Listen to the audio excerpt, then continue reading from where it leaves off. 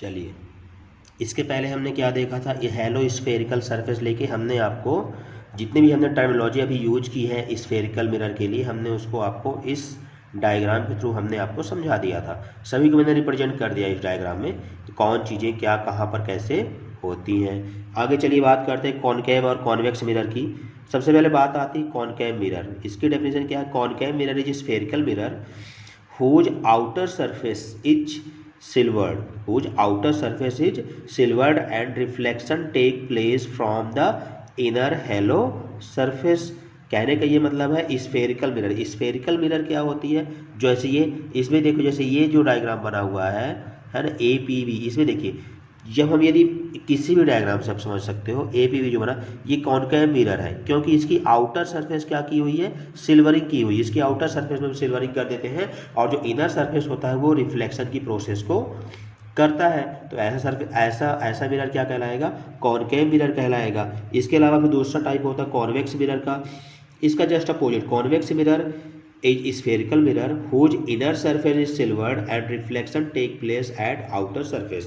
इसका मतलब ये हुआ कि जो कॉन्वेक्स मिरर एक ऐसा मिरर होता है जिसमें स्फेरिकल सरफेस के इनर साइड हम पॉलिश करते हैं, इनर साइड हम सिल्वरिंग करते हैं, और जिसका आउटर सरफेस होता है वहाँ पर रिफ्लेक्शन की सभी प्रोसेस वगैरह होती है। इसके बाद next, rules for the formation of image by concave and convex mirror. इसमें 3 रूल्स होते हैं, पहले थोड़ा उसके बारे में डिस्कस कर लेते हैं। फर्स्ट रूल क्या है, a ray incident parallel to the principal axis it appears to pass through the focus. ये दोनों डायग्राम है, कॉनकेव मिरर भी है कॉन्वेक्स मिरर भी है। हमने एक रे लिया है ना, रे, इसको हम नाम दे देते हैं, एम का नाम दे देते हैं, इसको हम ए का नाम दे देते हैं और इसको ओ का नाम दे देते हैं। यहाँ पर हम पी ले लेते हैं, पोल है, यहाँ पर भी पोल, इसको भी नाम ए का दे देते हैं, ये एम है ना, और ये ओ है। ठीक है, यहाँ पर देखिए ये जिस प्रकार ये पहला स्टेटमेंट लिखा हुआ इसके अकॉर्डिंग क्या हो, ए एम एक इंसिडेंट रे है जो प्रिंसिपल एक्सेस सी पी के क्या है, पैरेलल है ना। यहाँ से ये रे रिफ्लेक्ट होके कहाँ से होके जा रही है, फोकस से होके जा रही है ना। यानी एम ओ रे कौन सी रे है, रिफ्लेक्टेड रे, जो कहाँ से होकर, जो किसके थ्रू पास हो रही है, फोकस के थ्रू पास हो रही है। सिमिलरली यही चीज़ आप कॉन्वेक्स मिरर के लिए भी समझ सकते हैं। सेकंड में आते हैं, सेकंड रूल जो इसका है, a ray incident through the centre of curvature falls normally and reflected back along the same path. ये इसके बारे में डिस्कशन पहले भी कर लिया था। जब सेंटर ऑफ कर्वेचर पर कोई रे इंसिडेंट होती जब सेंटर ऑफ कर्वेचर के थ्रू कोई रे इंसिडेंट होती है ना सरफेस पर, तो वो अपने ही अलोंग उसी पाथ से दोबारा वापस आ जाती है। इसका रीजन ये है क्योंकि सेंटर ऑफ कर्वेचर जो लाइन मिरर स्फेरिकल सरफेस में जाएगी वो हमेशा स्फेरिकल सरफेस क्या होती है, नॉर्मल होती है, और ये रे उसी लाइन से उसी पाथ को फॉलो करते हैं दोबारा वापस आ जाती है। क्यों, क्योंकि angle of I equal to angle of R दोनों ही 0 डिग्री हो जाते हैं। कहने का मतलब ये हुआ कि रिफ्लेक्शन एंगल और इंसिडेंट एंगल दोनों की वैल्यू 0 हो जाती है, और जिस पाथ से इंसिडेंट रे जाती है उसी पाथ से रिफ्लेक्टेड रे वापस आ जाती है। ये दोनों डायग्राम कॉनकेव और कॉन्वेक्स के लिए मैंने रिप्रेजेंट किया हुआ है। थर्ड रूल है, a ray incident through the focus है ना is reflected parallel to principal access.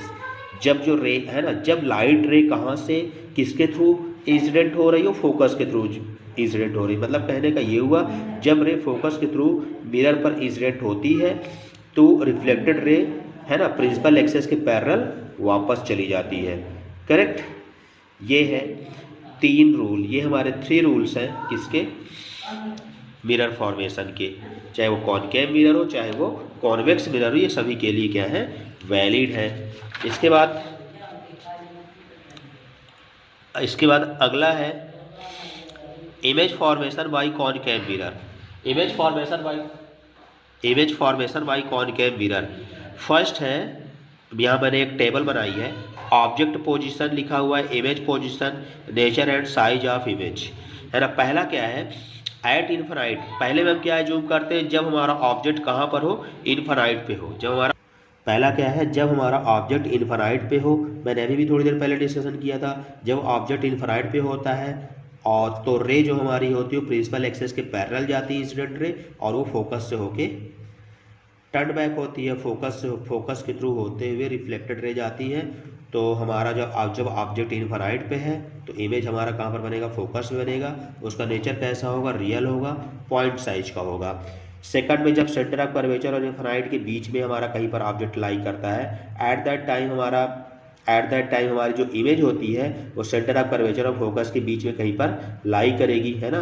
When object infinite and centre of curvature के बीच में कहीं पर लाई है, तो उसका जो इमेज होगा वो फोकस और सेंटर ऑफ कर्वेचर के बीच में कहीं पर लाई करने वाला है। इसका जो नेचर होता है वो रियल, है ना। इसका जो नेचर होता है वो कैसा होगा, real, smaller than object and inverted.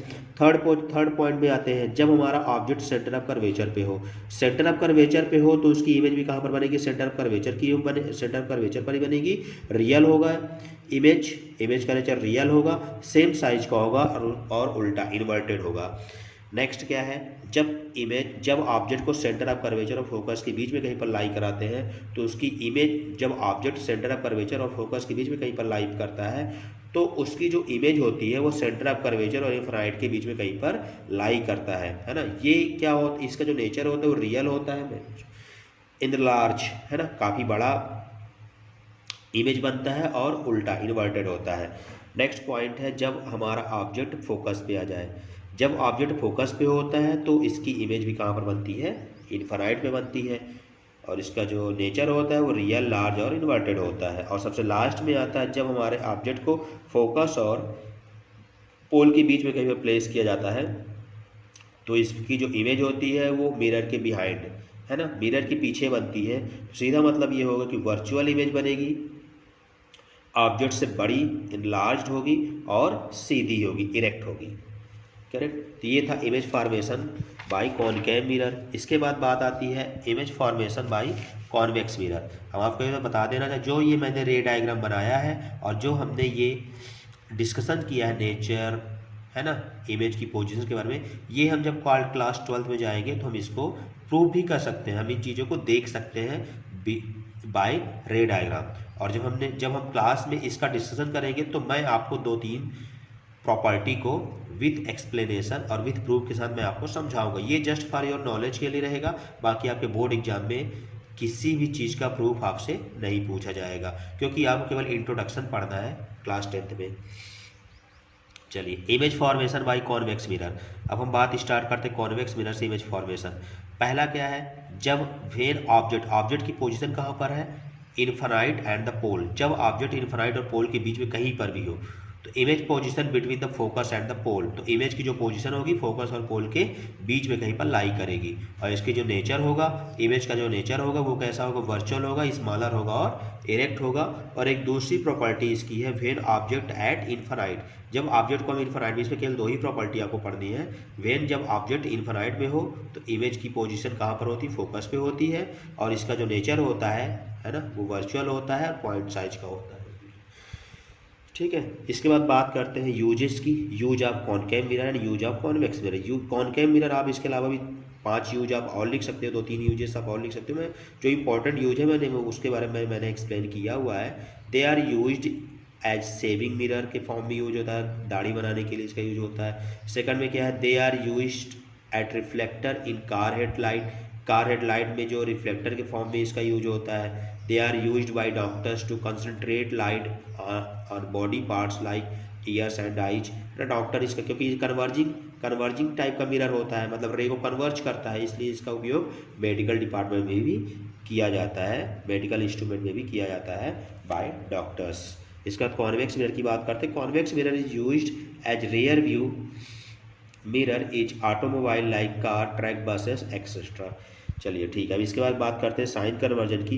इसमें सीधी बात आपको इतना याद रखना है, जिधर से रे जाए, है ना, जिधर से रे चलना शुरू करती है उधर की ओर हमेशा नेगेटिव साइन लेना है।